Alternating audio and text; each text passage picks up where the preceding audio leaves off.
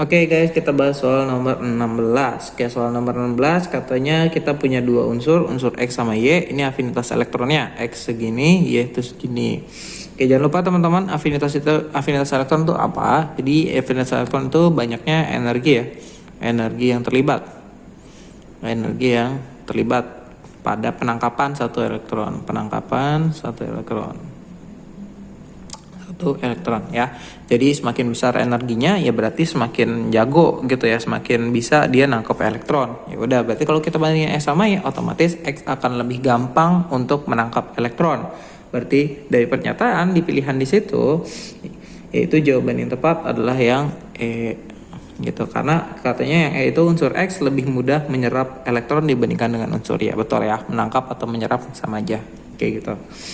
Nggak ada hubungannya sama kestabilan ionnya kalau dia afinitas elektron. Cuman energi yang dibutuhkan yang terlibat dalam penangkapan satu elektron. Makin besar energi yang terlibat, maka dia akan semakin mudah buat nangkap elektronnya.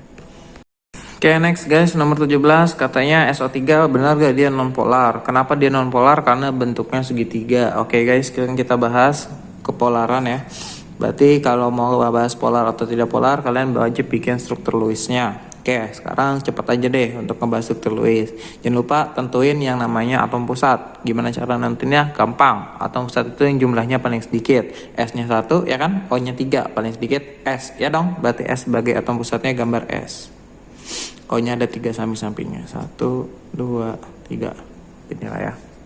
Oke, jangan lupa kalian harus hafal nomor atomnya. S itu nomor atomnya 16 ya. Atau dia di golongan berapa deh, paling gampang gitu. S itu ada di golongan 6. Artinya dia punya 6 elektron valensi. Nah, karena dia punya 6 elektron valensi guys, jangan lupa O itu dia juga punya 6 elektron valensi ya. Dia diletak di golongan yang sama. Berarti biar stabil, ingat, untuk mencapai kestabilan dia harus oktet. Oktet itu 8 elektron valensinya. Maka si O ini butuh 2 elektron lagi. Maka karena si S punya 6 elektron valensi, maka si S akan ngasih masing-masing 2 elektronnya ke si O. Kan gitu.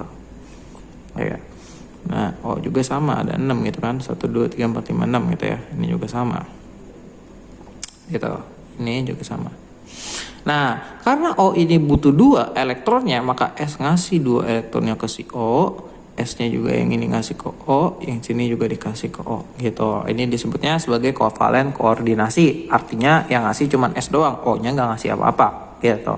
Ya udah guys, berarti S-nya udah nggak punya elektron bebas lagi, gitu dong. Karena elektron S ini udah dipasangin semua ke O tuh, udah dikasih semuanya. Intinya S nggak punya elektron lagi. Ingat teman-teman, syaratnya dia polar.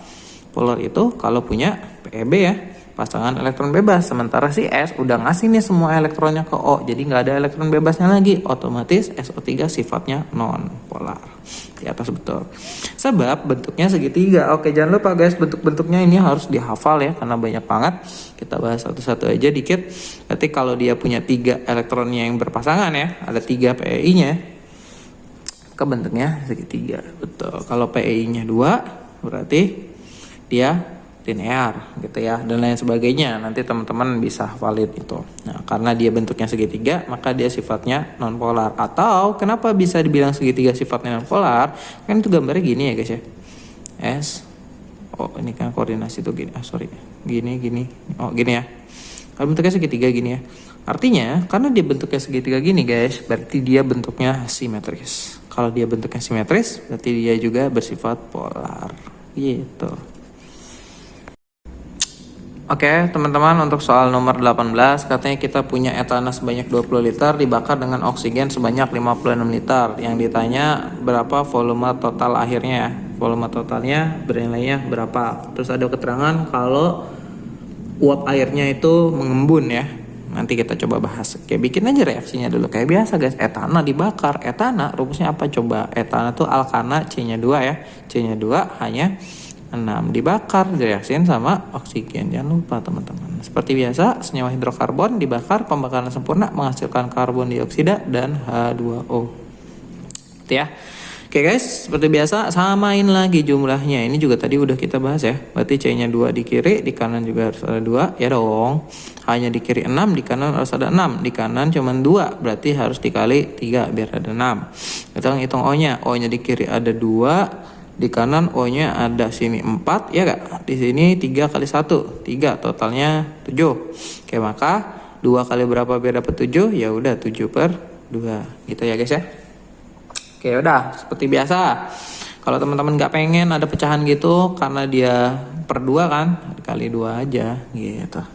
Berarti kalau dikali 2 semuanya ikut kali 2. 2C2H6 ditambah 7O2 ya dong. Menjadi 2 kali 2 ya, 4. CO2 ditambah 6H2O. Ya udah, ikutin instruksinya. Katanya etananya ada 20 liter guys. Etananya ada 20 liter. Oksigennya ada 56 liter. Oke, kita cari tahu ini berapa. Seperti biasa untuk cari volume, konsentrasi, mol harus dibandingin sama koefisiennya. Oke guys, sekarang kita cari tahu siapa yang habis nilainya di antara C2H6 sama O2. Gimana caranya? Cari masing-masing 1 mol, kalian bikin nih koefisiennya 1. Nah, nilainya paling kecil, dia sebagai reaksi pembatas namanya ya kalau di kimia. Nah, ya nanti yang habis gitu, yang habis itu yang volumenya paling kecil.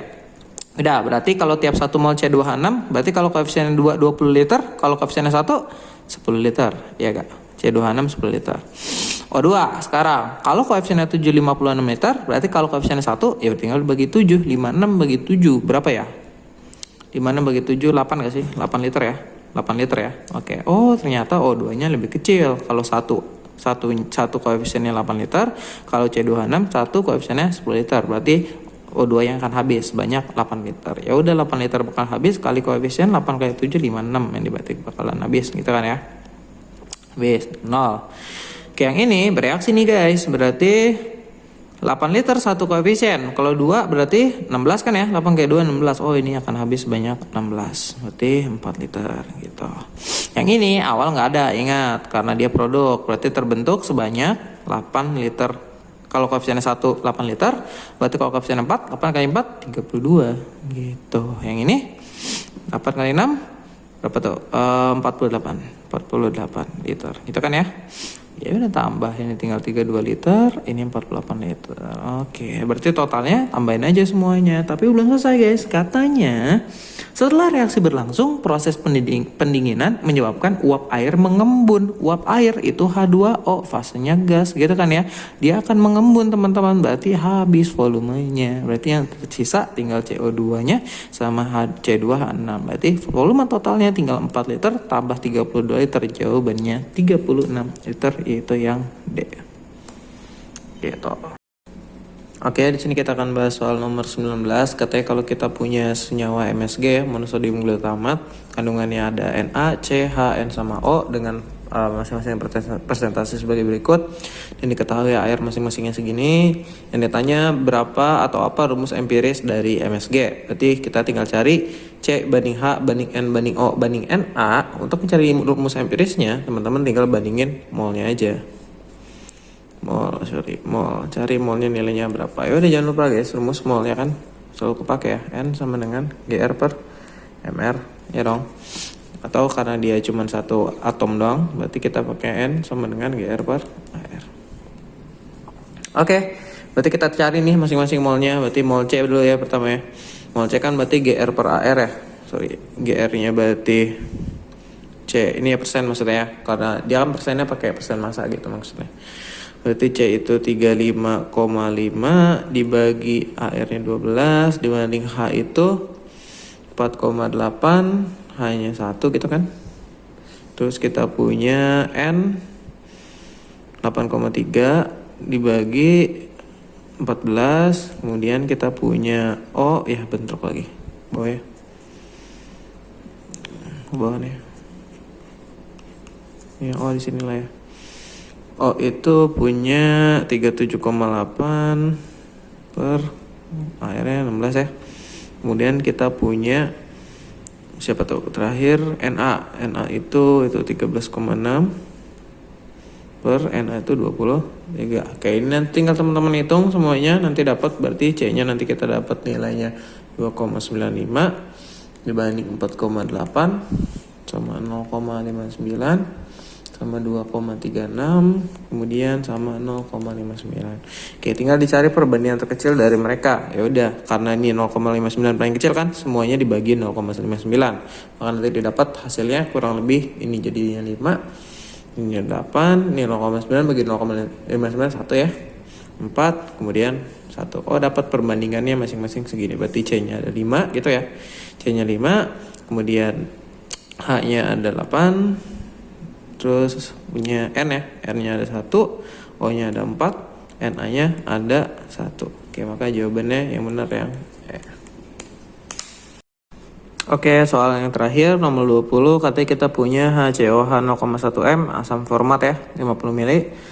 Dicampurkan dengan HCONA 0,01 M 50 ml juga. Oke, ditambahkan ketika larutan dicampurkan, kemudian ditambahkan air sebanyak 250 ml. Dan diketahui Ka-nya nilainya 10 pangkat min 4, maka pH larutannya berapa? Oke teman-teman, jangan lupa seperti biasa kita analisis dulu. Berarti HCOH itu kan termasuk asam lemah kan ya, asam format itu asam lemah. Kemudian HCONA berarti basa konjugasinya atau garamnya gitu lah ya. Oke, untuk mengetahui rumus yang kita pakai yang mana, ya sekarang analisis dulu asam lemah sama garamnya ini, gitu kan ya. Kita cari tahu molnya masing-masing berapa. Nanti kita lihat siapa yang habis. Jadi kalau dua-duanya habis berarti masuknya ke hidrolisis garam gitu kan ya. Tapi kalau yang habis cuman si garamnya aja, artinya dia larutan buffer gitu. Ya udah tinggal kita cari. Jangan lupa guys, rumus mol ya.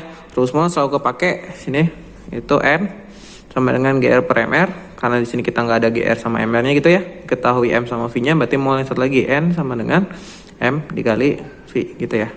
Oke, langsung kita cari. Ini berarti langsung aja M kali V 0,1 kali 50 berarti 5 milimol ya. Karena kita masih pakai satuannya mili, berarti molnya juga jadinya milimol. Oke, untuk yang ini berarti jadinya 0,5 milimol. Oh, ternyata si garamnya 0,5 milimol, sementara HCOH-nya 5 milimol. Artinya karena si garamnya yang lebih sedikit teman-teman, maka dia akan habis gitu kan ya. Nah, karena garamnya habis berarti larutannya merupakan larutan buffer atau larutan penyangga. Ya udah, buffernya merupakan buffer asam. Kenapa? Karena kita pakai asam lemah di sini ya.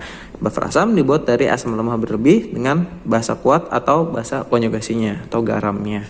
Ya udah, berarti masukin aja deh rumus buffer asam. Berarti rumus buffer asam itu konsentrasi H+ sama dengan Ka dikali mol asam dibagi mol garam. Ya udah, masukin Ka-nya 10 pangkat min 4. Mol asamnya apa-apa pakai milimol, asalkan garamnya juga milimol kan gitu ya. Berarti asamnya 5 milimol dibagi garamnya 0,5 gitu ya.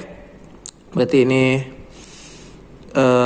coret ya, coret 1 ini tinggal 10 dong ya gak?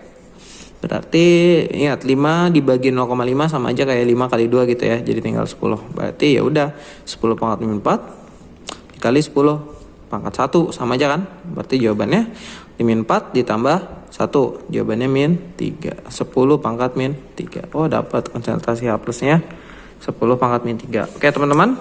Jadi katanya yang tanya pH ya. Oke, karena kita udah punya H+, berarti langsung masukin ke rumus pH-nya. Berarti pH sama dengan min logaritma dari konsentrasi H+, itu kan?